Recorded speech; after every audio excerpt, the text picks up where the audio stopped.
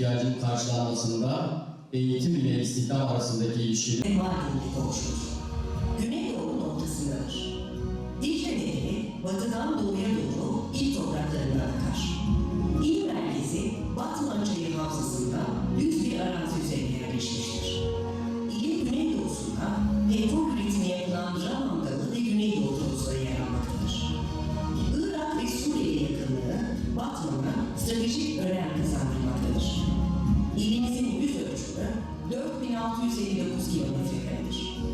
İlimizde karasal iklim hakimiyeti göstermektedir.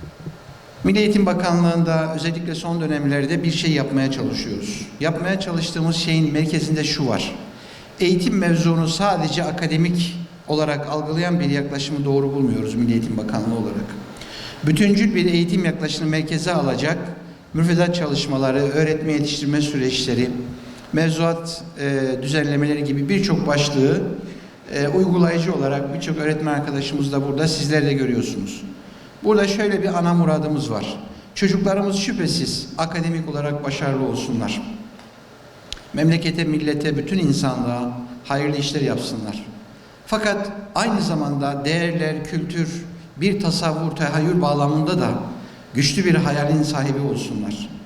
Filistin'deki kardeşlerimize özledikleri gibi Londra'nın arka sokağında uyuşturucu komasına giren Hens'in derdini ile de dertlensinler. Bütün insanlığın hayrına işlerin peşinde olsunlar ve bir hayalin, tasavvurun peşinde olsunlar.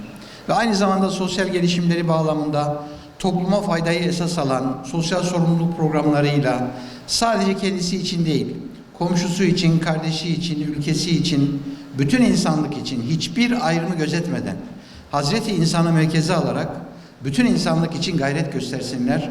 Sosyal, sportif, sanatsal faaliyetleriyle de akli selimi, kalbi selimi ve estetik değerleri, zevki selimi merkeze alacak bir eğitim yaklaşımıyla yönetilsinler, yetişsinler ve biriksinler istiyoruz. Buna dair düzenlemelerimiz var. Ama bugün konumuz mesleki eğitim. Az önce Hasan hocamız da sağ olsun gayet detaylı, güzel bir sunum gerçekleştirdi. Profesyonel bir sunum gerçekleştirdi. Kendisine de, Hasan hocamıza da ayrıca çok çok teşekkür ediyorum. Tabii mesleki eğitim meselesi olunca belki şunu vurgulamakta fayda var.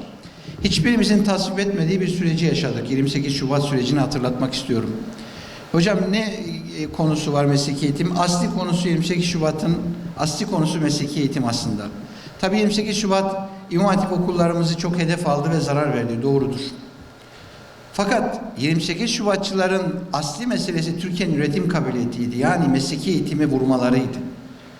Ve o günden bugüne büyük gayretlerle, Sayın Cumhurbaşkanımızın da çizdiği vizyonlarla, az önce işte kalkınma planlarından bahsedildi. 11. kalkınmada da bu var. 12. kalkınma planlarımızda, orta vadeli programlarımızda, birçok hükümet programlarında da bunları görmek mümkün. Gayret ile mesleki eğitimin ayağa kaldırılması için topyekün milletçe büyük bir seferberlik içerisindeyiz. O açıdan tabii önümüzde akademik eğitimin çok baskın hale gelmesi dolayısıyla ve az önce bahsettiğimiz algı sorunlarımız sebebiyle Türkiye'de biz bu mesleki eğitimi konuşuyoruz ama buradaki hocalarımızın büyük bir ekseriyeti çocuklarını mesleki eğitime de vermiyor. Bu okullara da göndermiyor değil mi? O vakit demek ki bir algı sorunumuz var. Az önce de vurgulandı. Bu algıyı tamir etmekle ilgili gayretli, güçlü çalışmalar yapmak durumundayız. Bunu Milli Eğitim Bakanlığı olarak biz kendimize ödev olarak yazdık. Ve inşallah sosyal medyayı, televizyonlarımızı diziyle, sinemalarla, çizgi filmlerle oradaki emeği, alın teriyi, beceriyi merkeze alacak, mesleki eğitimin algısını düzeltecek gayretli çalışmalar hayata geçirmekle ilgili planlamalarımızı yaptık. İkinci mevzuysa mesleki eğitim meselesini bir okul olarak görmüyor bu kardeşiniz. Ben edebiyat öğretmeniyim. Ama mesleki eğitim konusunu hakikaten hayatımın belirli zamanlarında önemli takip etmiş ve bu gayreti her platformda samimiyetle zikretmeye çalışan bir kardeşiniz olarak şunu söyleyeyim. Mesleki eğitim meselesi tüm eğitim sistematiğinin üstünde başka bir şeydir.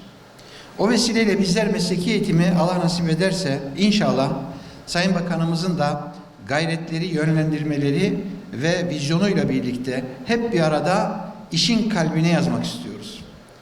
O vesileyle arzu ediyoruz, istiyoruz ki şu algı düzeltmesi sürecinde çocuklarımızı ki temel eğitim kanunumuzda amaçlar bölümünde şöyle bir hüküm var arkadaşlar. Diyor ki çocukları yönlendirir. Bir yönlendirme kelimesi var.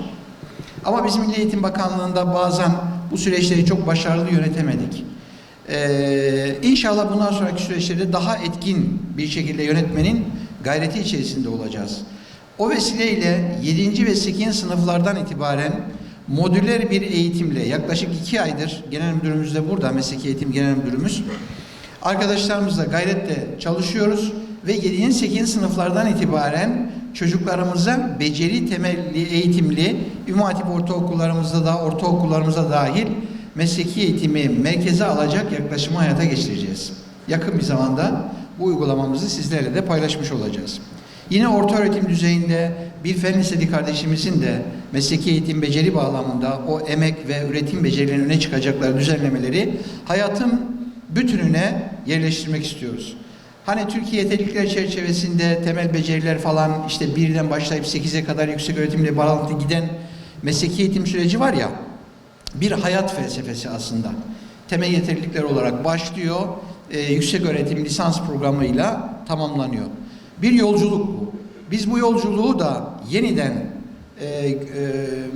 Çalışma Bakanlığımızla, mesleki eğitim kurullarımızla çalışarak daha etkili bir pozisyona gelmesi, çocuklarımızın buradaki becerilerinin yeni nesil sertifikasyon süreçleriyle tahkim edilerek hayata katma değer olarak sanayicimize, iş adamımıza, iş dünyamıza katma değer olarak Türkiye'nin, daha doğrusu Cumhuriyetimizin 2. asrında Sayın Cumhurbaşkanımızın bize çizmiş olduğu Türkiye Yüzyılı vizyonuyla ilişkilendirerek önce kendi memleketimize, daha sonra da bütün insanlığın hayrına yeni imkanlarla, ama teknolojiyi modelleyen değil, bulgulayan bir yaklaşımla inşallah hayatın merkezine almanın gayreti içerisinde olacağız.